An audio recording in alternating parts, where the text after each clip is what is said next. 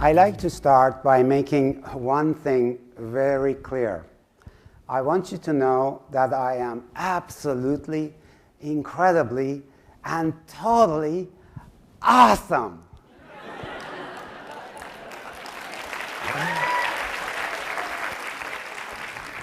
Now, before you start thinking that I have a problem with humility, which I don't, let me add something important. I believe you too are awesome. Is that better now? But I also believe, based on my research, that there is, no, it's me, okay. But I also believe, based on my research, that there's an 80% probability that you have no idea how truly magnificent you really are. You used to know, but you've forgotten. I'm here to show you the science behind how you gradually forget your true self, your true potential, and how you can rediscover and unleash an even happier and more capable version of yourself, the true magnificent you. Is that cool? Great. So I lecture on this topic right here at Stanford, and my work is based on extensive research in neuroscience and psychology. I like to show you my most important evidence proving that you used to know how amazing you really are. Would you like to see that evidence? Well, here it is. Do you think she knows how magnificent she is? Absolutely, she is radiating with it. What about him? Do you think he knows how magnificent he is? Every strand of his hair knows how magnificent he is. And what about these two? I know they know because they are my precious kids, Tisa and Kian. The point is this: you were born as a unique and magnificent being, and you used to know it. But what about this one? Do you think he knows how magnificent he is? He actually has no clue. He used to know, but by the time this picture is taken, he no longer remembers. By the way, this is me. Adorable, right? I told you. So why and how did I begin to forget who I really am? I was born a happy kid in a troubled household. I lived with 4 siblings and my parents in a 2-bedroom apartment in a ghetto. My father was scary, angry, and unpredictably violent. My mother was always running around terrified. I wasn't getting much love. Now, since my life was in my parents' hands, it would have been absolutely terrifying for me to admit that they were flawed. So instead, a voice started forming in my head and saying that my parents were perfect, and the reason they didn't love me was because I was unworthy of their love. I now call this voice the judge. Of course, once the judge started judging me, it also had to start judging everybody else around me so that I would be less terrified. I grew up completely unaware that this judge character was beginning to take control in my mind. I only discovered 27 years later in an MBA class right here at Stanford. We were divided into groups of 12 MBA students sitting in a circle, sharing our emotions openly. One of my classmates in the circle turned to me and said nervously, "Shirza, this is really hard for me to tell you, but I often feel harshly judged by you, and it really bothers me." I turned to him and said, "John, thank you so much for telling me this. This is very helpful feedback." In the back of my mind, I was thinking, well, of course you feel judged by me, you idiot. You are the biggest loser in this group. How else do you expect me to think of you?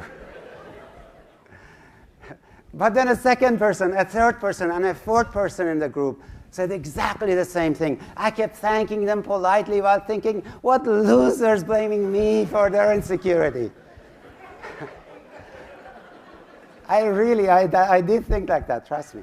But somehow, the fifth person finally got through. All of a sudden I realized, oh my God, they are right. I judge everything instantly. This judge character in my head was constantly and brutally beating down not only others but myself. It was the invisible character in my head. It was the invisible lens that distorted my reality. And that discovery changed my life. Since this invisible character, judge character in my head, secretly sabotaged me, I called him a saboteur. I later discovered that in addition to the judge saboteur, there are 9 other saboteurs, like the controller, stickler, and victim. Even in a perfectly happy childhood, you still develop a couple of these saboteurs as coping mechanisms as a vulnerable kid. For example, you might develop controller tendencies to feel safer in a chaotic environment, or become the victim to get more attention. The problem is that these saboteurs become the invisible masters in your head, just like my judge had. They pretend they are you, but they aren't you. That's how you forget who you really are.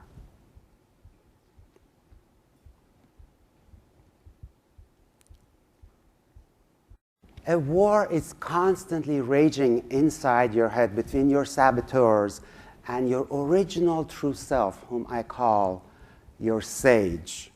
These are based on entirely different regions of your brain. Your saboteurs are based on the survival brain region, which is made up mostly of the brainstem, limbic system, and parts of the left brain. Your sage is based on the positive intelligence brain, which is made up mostly of the middle prefrontal cortex, ACC insular cortex, and parts of the right brain. Here is a fascinating insight and clue to your happiness.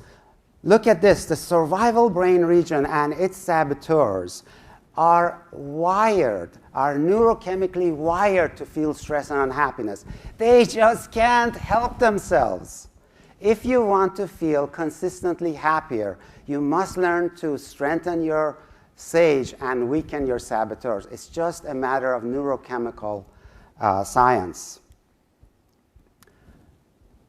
One of the things that I can guarantee you based on my experience is that you can achieve all the great wealth and success in the world and still feel deeply unhappy because of your saboteurs. I once ran a leadership development seminar for more than 100 CEOs and presidents who were all extremely successful and looked perfectly happy on the outside. I told them, look, I have coached too many successful CEOs and billionaires to be still fooled by your facade of confidence and happiness. So I asked them to anonymously write on an index card one secret they never shared about how they really felt inside. With their permission, I'd like to read some of those cards. I am terrified of failing as the leader of my business. I am rarely at peace with myself. I fear dying of an early age from overwork and stress. I am feeling very sad and lonely, and the antidepressants I'm on don't seem to be helping. I battle with constantly ranking and judging everyone around me. I have no idea how to truly connect with my only son. My air of confidence is false. I am self-destructive and I don't know why. I don't love myself very much. I lack strength in resisting temptations and desires. I often feel like I'm a fraud. I worry my materialism is hurting my children. I have been abusing drugs and alcohol to deal with stress. I wish I could run away for 1 year, just be alone.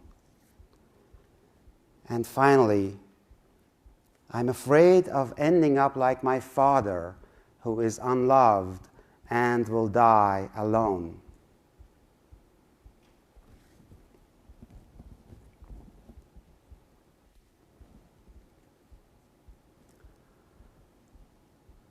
This is the story of our lives, folks. I have worked with people ranging from these CEOs to people on the manufacturing floor without high school diplomas. Regardless of our level of wealth or success, these saboteurs are still there tormenting us. I used to think I was particularly broken and screwed up. What a relief to discover that we are all screwed up by our saboteurs. So who are these saboteurs? In my research, I have classified the saboteurs based on their motivation for independence, acceptance, or security, and their style of assert, earn, or avoid. This grid shows the gang of 9 saboteurs. They are controller, hyperachiever, restless, stickler, pleaser, hypervigilant, and avoider, victim, hyper-rational. What a cast of characters! Everyone has the master judge saboteur, in addition to at least one from this gang of 9. Now, before you are able to weaken these saboteurs, you need to be able to catch them in your head red-handed. Imagine that you're in the middle of an important project and have just learned that you've completely failed the midway milestones. Here is how some of your saboteurs in your head might be talking. Judge. Oh, I'm a loser, just a stupid loser. Everything will start crashing down now. Controller. But my way is always the right way. Someone else must have screwed up. Victim. Oh, they did it to me again. Just watch, that next lightning will be striking right here. Ow, that hurt. Stickler. I knew it. That report cover used the wrong shade of blue. Avoider. Oh, there's still plenty of time. I wonder where I should go for lunch. Hypervigilant. That's me tearing my hair out, if I still had any. And so on with the other 5 saboteurs. Now, once you catch a saboteur in your mind, what you want to do is just label that thought as saboteur and let it go. Instead of trusting it or pursuing it, just notice the difference between me saying, I will fail tomorrow, versus my pesky judge saboteur says I'll fail tomorrow. You feel the difference? You weaken your saboteurs by exposing and labeling them. Now, how would your sage respond in the same exact scenario? One of the most brilliant things about your sage is the sage perspective. Every outcome or circumstance can be turned into an opportunity. So you ask, how do I turn my failure in this project into an opportunity? This perspective changes everything. With this perspective, you keep your positive intelligence brain activated, which gives you access to 5 great sage powers. Empathize. Your sage knows that beating yourself down when you're already down is absolutely insane. So you feel compassion for yourself and others as fallible humans. This keeps you energized and positive. Explore. You become the fascinated explorer kid in the woods, turning over every rock to see what's underneath it. You become fascinated to discover all the factors contributing to your project's failure. You discover things you couldn't have seen if you were upset or defensive. Innovate. You become the innovative kid on the beach building sandcastles again. Since your positive intelligence brain is wired for creativity, you're able to take all of these discoveries about your project's failure into creative new solutions for the project. And in the interest of time, you would then navigate by choosing a direction and move into fearless, bold action. Your sage performs a lot better and remains positive even in the middle of this crisis. Now, you would only be able to perform this way if you have strong sage muscles. Functional MRI of the brain shows that one technique to build powerful sage muscles is to shift your attention to one physical sensation for 10 seconds, a few times every hour, a few reps an hour.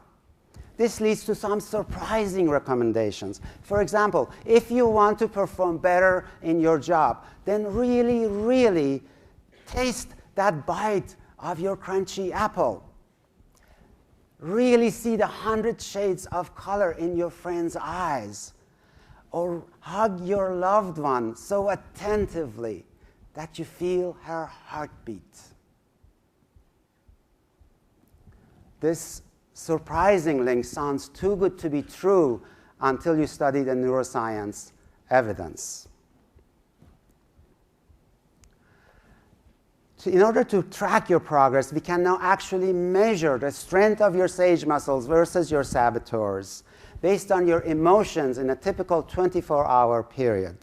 We have defined this ratio as your positive intelligence quotient, or PQ. Independent researchers have now shown that with increased PQ, people are far happier and less stressed. They also perform much better. For example, 40%, almost 40% better in sales, and a third better in team performance metrics. Everyone can learn to strengthen their sage muscles with a little practice. And finally, you can help strengthen the sage in your loved ones. Unlike my daughter Tisa, my son Kian loves tickling. So I have invented a game with him where I start tickling him and stop only if he gives me all the right answers. So I start tickling him and ask Kian, why do I love you so much? He has learned to say, and he says, I don't know, Daddy, why do you love me so much? I ask, is it because you're so handsome? Now, I know it's his mother's genes, right? You don't have to tell me that. And he has learned to say, and he says, no, Daddy, it isn't because I am handsome. I ask, is it because you get good grades? No, Daddy, it isn't. Is it because you're good in sports? No, Daddy, it isn't. So I go down a long list of his great qualities, and he keeps saying, no, Daddy, it isn't. So at the end, I pretend great frustration, and I say, so why is it, Kian? Why do I love you so much? And he has learned to say, and he says, Daddy, it's because I am me.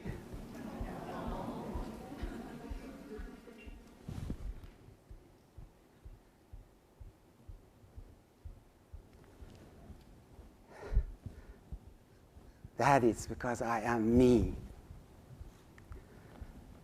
His beautiful true self, his sage. What about you? What would life be like if you fully reclaimed your beautiful true self, your sage? What would be the gift of that to you, to your loved ones, to our world? what would become possible then? You are a special, unique, and magnificent being. It's time for you to remember. Thank you. Thank you. Thank you.